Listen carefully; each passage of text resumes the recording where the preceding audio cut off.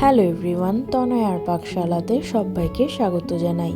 যারা first time চ্যানেলটা visit করছো তাদের কাছে অনুরোধ রইল চ্যানেলটা সাবস্ক্রাইব করো, পাশে থাকা বেল আইকনটি প্রেস করো যাতে নতুন নোটিফিকেশন তোমাদের সামনে চলে আসে।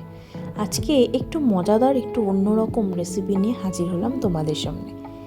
আজকে অনেকেই হয়তো এই জিনিসটি নাও খেতে পারো, কিন্তু একবার খেয়ে দেখো আজকের রেসিপি চিংড়ি মাছ দিয়ে ঘ্যাটকোলের চচ্চড়ি।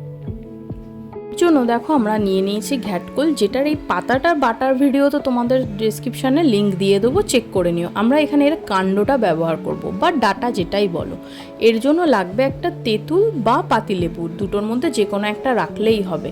এটা কিন্তু একটু গলা ধরার একটা টেন্ডেন্সি থাকে, সেই কারণে দেখো ডেচকির মধ্যে বেশ অনেকখানি জল আমরা এখানে নিয়ে নিয়েছি। এবার এর মধ্যে দিয়ে দিল পরিমাণ মতন হলুদ আর নুন দিয়ে দেওয়া হয়েছিল। সামান্য কিছু পেঁয়াজ আর রসুন কেটে রাখা রইল। এবার দেখো এখানের যে ঘ্যাটকোলের ডাটা আর কিছু কাঁঠালের দানাও কাটা রইল। জলের মধ্যে দিয়ে দেওয়া হলো তেঁতুলের একটা ছোট্ট অংশ। দিয়ে দেখো ঘ্যাটকোলের এই যে কাণ্ডটা বা ডাটা যেটাকেই বলো না কেন, সেটাকে খুব সুন্দর করে কিন্তু এরকম ছোট ছোট পিস করে আমরা কেটে নিয়েছি। এগুলোর মধ্যে কিন্তু একটু হালকা আঁশ মতন থাকে, ডাটা যেভাবে কাটা হয় সেম প্রসেসে এটা কিন্তু এইভাবেই কাটতে হবে। দেখো এর সাথে কিন্তু কাঁঠালের দানা, যেগুলোকেও আমরা এর মধ্যে দিয়ে একবারে বয়েল করে নেব। নাড়িয়ে খুব ভালো করে নাড়িয়ে চাড়িয়ে গ্যাসের ফ্লেমটাকে মিডিয়াম টু হাইতে রেখে কিন্তু এটাকে আমাদের সিদ্ধ করে নিতে হবে। তেঁতুল দিয়ে যদি এইভাবে করতে পারো তাহলে কিন্তু একটু গলা ধরার টেন্ডেন্সি কম থাকে। এদিকে আমরা সাদা সর্ষে একটু বেটে নিলাম, তোমরা চাইলে কিন্তু কালো সর্ষেও বাটতে পারো, আর সাথে কিছু কাঁচা লঙ্কা। এই রেসিপিটি একটু ঝাল ঝাল হলেই কিন্তু ভালো লাগে। যে কোনো কচু জাতীয় যে কোনো জিনিস একটু ঝাল হলে মনে হয় বেশ ভালো লাগে। ঢাকা চাপা দিয়ে অনেকক্ষণ রাখা হয়েছিল, দেখো 10 থেকে 15 মিনিট মতন। ততক্ষণে কিন্তু আমাদের এটা বেশ কুকড হয়ে গিয়েছে। এটা তোমরা হয়তো বলতে পারো যে এটা কি খুব বেশি কুকড করা হয়েছে, কিন্তু একেবারেই সিদ্ধ হয়ে গিয়েছে বলতে পারো। দেখো মা তোমাদের হাত দিয়ে ভেঙে দেখিয়ে দিচ্ছে, এগুলো কিন্তু সত্যি একদম কুকড। নর্মাল যে রান্না করা অবধি যত অবধি কুকড হয় উচিত ততটাই দেখো কুকড হয়ে গিয়েছে। এবার এটাকে কিন্তু নামিয়ে নিতে হবে। এদিকে আমাদের কাঁঠালের দানাও কিন্তু খুব ভালো সিদ্ধ হয়ে গিয়েছে। এবার এটাকে একটা ঝুড়ির মধ্যে ঢেলে নিয়ে এর যে এক্সট্রা জল সেটাকে আমরা বের করে দেব। এখানে দেখো নিয়েছি সামান্য কিছু চিংড়ি মাছ। চিংড়ি মাছটাকে কিন্তু আমরা শিলে খুব ভালো করে বেটে নেব। তোমরা চাইলে কিন্তু মিক্সারেও বেটে নিতে পারো এটাকে। তবে আমরা খুব যেহেতু বেশি মাখা মাখা করে বাটবো না, একটু আধ ভাঙা থাকবে, সেই জন্য শিল দিয়ে এইভাবে একটু থেতো করে নিলেই কিন্তু হবে। মিক্সারে দিলে কিন্তু এটা কিন্তু সম্পূর্ণ ঘেটে যাবে, যেটা একটু অন্যরকম লাগবে। এটা থাকলে কিন্তু মুখে একটু বাইটে চিংড়ি মাছ আসবে, সেটা খেতে আমার মনে হয় বেশি ভালো লাগবে। তাই জন্য মা এইভাবে ব্যবহার করলো।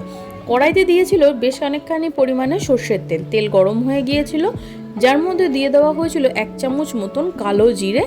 চড়বড় করে উঠলে 1 চামচ মতন সেই কেটে রাখা রসুন, যেগুলোকে আমরা আধ ভাঙা করে নিয়েছি, সেগুলোকেও দিয়ে দেওয়া হলো। হালকা একটু গোল্ডেন ব্রাউন কালার ধরলে এর মধ্যে কুচিয়ে রাখা সেই পেঁয়াজ কিন্তু আমাদের এখানে অ্যাড করতে হবে। পেঁয়াজের কোয়ান্টিটিটা কিন্তু সম্পূর্ণ তোমরা ডাটা কতটা তোমাদের পরিমাণে হয়েছে সেই অনুযায়ী কিন্তু তোমাদেরকে এখানে ব্যবহার করতে হবে। এটা খেতে কিন্তু বেশ ভালো লাগে, কিন্তু একটু আতঙ্কেও থাকে মানুষ অবশ্যই। দেখো সেই থেতলে রাখা চিংড়ি মাছটা এর মধ্যে দিয়ে দেওয়া হলো।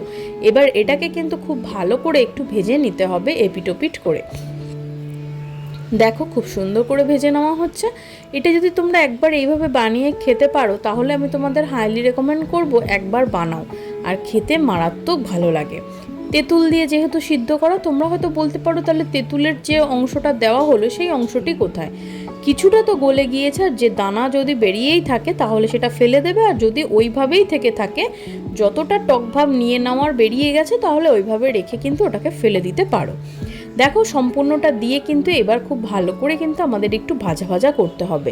যে কোনো এই ধরনের ঘ্যাটকোল বলো বা খারকোল বলো, যাই বলো না কেন তোমরা, এটা কিন্তু একটু ভালো মতন ভাজা ভাজা করলেই কিন্তু খুব ভালো লাগে খেতে। দিয়ে দেওয়া হলো পরিমাণ মতন হলুদের গুঁড়ো, দিয়ে দেওয়া হলো পরিমাণ মতন নুন, আর দেব সামান্য একটু কাশ্মীরি লঙ্কার গুঁড়ো।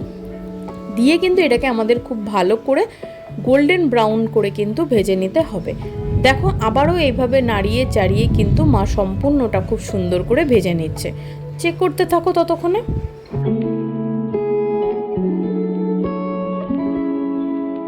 দেখো এটাকে ঢাকা চাপা দিয়ে 5-7 মিনিট মতন অপেক্ষা করলাম, ব্যাস আমাদের এটা কিন্তু অনেকখানি মজে গিয়েছে। এবার এটাকে খুব ভালো করে কিন্তু আমাদের ভাজা ভাজা করে নিতে হবে। দেখো উল্টে পাল্টে কিন্তু গ্যাসের ফ্লেমটাকে মিডিয়াম টু হাইতে রেখে ভাজা ভাজা করে নেওয়া হলো। এবার এই পদ্ধতির পরে কিন্তু আমাদের দিয়ে দিতে হবে সেই সর্ষে আর কাঁচা লঙ্কা, যেটাকে আমরা প্রথমেই বেটে রেখেছিলাম, সেটাকে দিয়ে কিন্তু আমাদের খুব ভালো করে কিন্তু এবার ভাজা ভাজা করে নিতে হবে। দেখো মিডিয়াম টু হাইতে রেখে একটু নাড়িয়ে চাড়িয়ে 10 মিনিট মতন অপেক্ষা করে নামিয়ে নিলেই রেডি আমাদের চিংড়ি মাছ দিয়ে ঘ্যাটকোলের চচ্চড়ি। অসাধারণ খেতে লাগে গরম ভাতে, অবশ্যই একবার ট্রাই করো। আর অবশ্যই কমেন্ট সেকশানে জানাও যে তোমাদের কেমন লাগলো ভিডিওটি। ভালো লাগলে অবশ্যই লাইক করো, শেয়ার করো, কমেন্ট করো, আর বন্ধু বান্ধব আত্মীয় স্বজন সবার সাথে শেয়ার করো এই রেসিপিটি। ধন্যবাদ। দেখা হচ্ছে আরও একটা রেসিপির সাথে। আমি আর আমার মা ফিরে আসছি খুব শিগগিরই আর একটা ভিডিওর সাথে।